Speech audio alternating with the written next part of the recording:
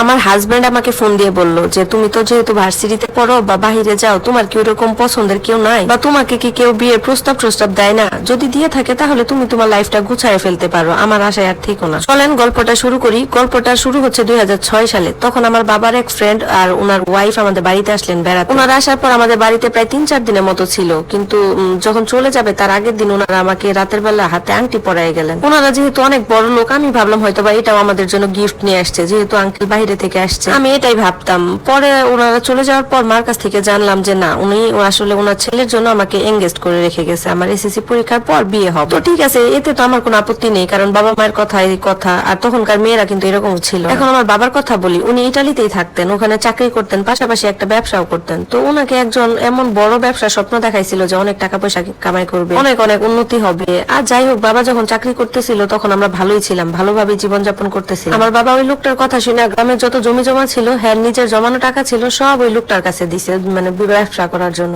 কিন্তু লোকটা তো সব টাকা পয়সা নিয়ে ভাইগা গেছে। বাবা ওই ব্যবসাটার কারণে চাকরিটাও ছেড়ে দিছিল। ইটালিতে তার ওই রকম সিটিজেনশিপও ছিল না, 3-4 বছরের মতো ছিল ওইখানে। এরপর সে অনেক বড় একটা স্বপ্ন দেখে আর সবকিছু হারাইয়া নিঃস্ব হইয়া দেশে চলে আসছে। এখন বিদেশ থেকে দেশে আসছে, কি করবে, কি করে খাবে? তখন কি করলো যে মা নানু বাড়ি থেকে কিছু টাকা নিয়ে আসলো, নিয়ে এসে দোকান দিয়ে দিছে। বাবা এখন ওই দোকানটা করেই খায়। এই হচ্ছে আমাদের পারিবারিক অবস্থা। মোটামুটি খেয়ে পরে কোন রকম দিনকাল পার হচ্ছে। আর আমাকে যে বিয়ের জন্য আসছে যে আঙ্কেল আন্টি, ওনারা ইটালিতেই থাকে। ওনাদের সাথে বাবার ওই আগে থেকে একটু পরিচয় ছিল, আর ওনাদের গ্রামের বাড়ি আমাদের এলাকাতেই, আন্টি বাবার বাড়িও আমাদের এলাকাতেই। এই জন্য ওনারা আসছে, বাবার সাথে একটা ভালো সম্পর্ক ছিল, এই জন্য আমাদের বাসায় আসছে। এসে আমাকে দেখে ওনাদের পছন্দ হয়ে গেছে। এর আগে থেকে ওরকম কোনো পরিকল্পনা ছিল না যে ওনারা বিয়ের জন্য আসছে বা অন্য কিছু। তো যাই হোক, এভাবে চলে গেল। ওনারা আসছিল নভেম্বর মাসে। যখন আসছিল নভেম্বরে, তখন আমি ক্লাস 8-এ পড়ি। এরপর আমি যখন 9 থেকে 10-এ উঠবো, ওই সময় আন্টি আঙ্কেল আবার আসলো। আসার পর ওনারা আমাকে একটা মোবাইল দিয়ে গেল, ওই সময় নোকিয়া 1200 মোবাইল, যেটা দেওয়ার পর বলে গেল যে আমি যেন তাদের সাথে কথা বলি, তারপর ওই আমার যত যাবতীয় খরচ আছে ওনারাই দিবেন প্রতি মাসে মাসে, কারণ এখন তো আমি ওনাদের বাড়ির বউ, এই জন্য আমার খরচটা ওনারাই বহন করবে। এটা দেখে তো আমার বাবা মা অনেক খুশি হয়ে গেল, কারণ আমার সুবাদে যদি আমার শ্বশুর বাড়ি থেকে এত বড় অঙ্কের একটা টাকা আসে, তাহলে তো তাদের জন্য ভালো। তারা আমার জন্য অনেক কাপড় চোপড় দিয়ে গেল, আর আমার বাবার কাছে 20,000 টাকা দিয়ে গেল যে সামনে 2 মাসের খরচ। এর কিছুদিন পর আঙ্কেল আন্টি আবার আসলো ওনাদের ছেলেকে নিয়ে আমাকে দেখানোর জন্য।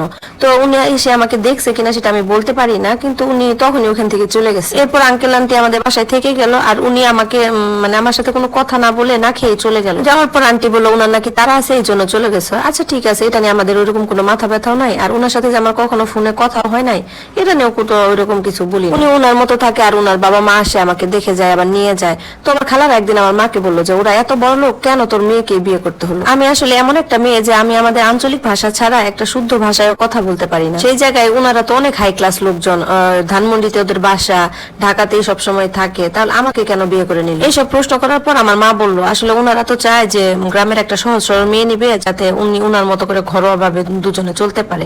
এদিকে আমি আবার দেখতে বেশ সুন্দর, ঢাকা শহরের মেয়েরা তো এরকম সংসারী হয় না, এই জন্যই আর কি। এরপর আমার হাজবেন্ডেরা 3 ভাই বোন, তারপর আমার শ্বশুর শাশুড়ি, তারপর আমার শাশুড়ি, বাবার বাড়ির লোকজন সবাই নিয়ে একসাথে আমার বিয়েটা সম্পন্ন হলো।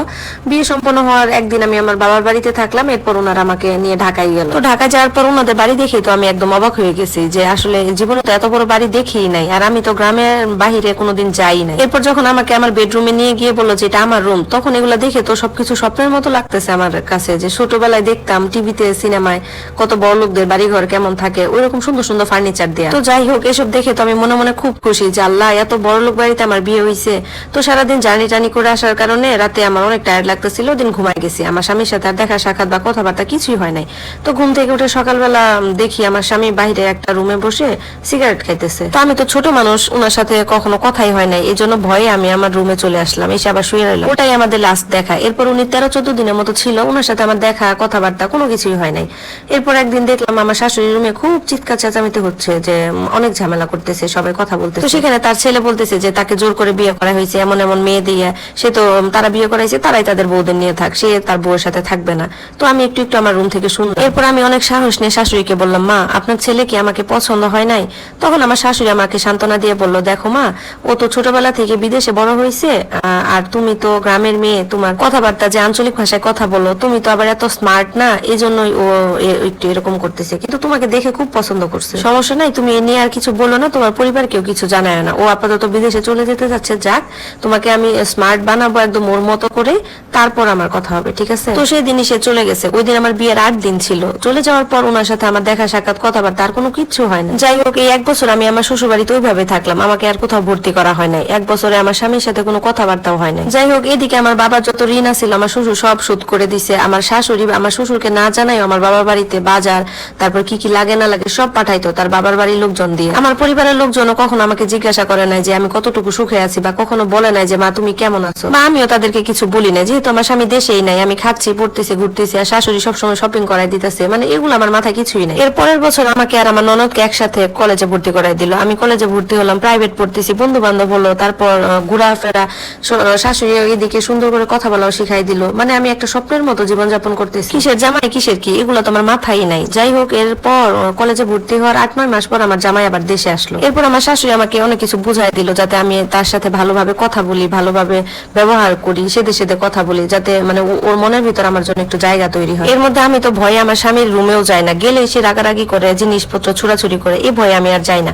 যাই হোক, এর মধ্যে একদিন সে আমার রুমে আসলো। এরপর ওনার সাথে আমার স্বামী স্ত্রী সম্পর্ক একটু একটু করে তৈরি হয়। উনি প্রায় 4-5 মাসের মতো ছিল, ওই সময় আমাদের এই সম্পর্কটা তৈরি হয়। যাই হোক, আমি তো ভাবলাম আমার স্বামীর সাথে হয়তো আমার সম্পর্ক ঠিক হয়ে গেছে, কিন্তু এখানে একটা টুইস্ট আছে, যে আমার স্বামী কখনো দেশে আসতে চায় নাই, সে কখনোই দেশে আসবে না, কিন্তু আমার শাশুড়ি জোর করে নিয়ে আসছে। তাকে বলছে যে তার ছেলে দেশে আসুক বা না আসুক, সে যদি আসে, আমি যদি কনসিভ করি বা আমার যদি বাচ্চা কাচ্চা হয়, তাহলে সে চলে যাক, বা যে যা ইচ্ছা তাই করুক, তাতে তার কোনো সমস্যা নেই। তখন আমাকে পছন্দ করলে করুক, না করলে নাই, আমি আমার বাচ্চাটাকে নিয়ে এখানে থাকবো, আমার শাশুড়ি আমার সাথেই থাকবে। এরকম আমার শাশুড়ির নাকি আমার হাজবেন্ডের সাথে কথা ছিল, এই কারণে সে ছুটিতে দেশে আসছিল। সে কারণে আমার সাথে তার সম্পর্কটা একটু নরমাল করার চেষ্টা করছে, কিন্তু আমার প্রতি তার এক ফোঁটাও টান ছিল না। এখন কেন তার আমার প্রতি টান নাই, এটা জানতে হলে অবশ্যই আপনাদেরকে দ্বিতীয় পার্টটা দেখতে হবে, আর দ্বিতীয় পার্টটা অনেক বেশি ইন্টারেস্টিং।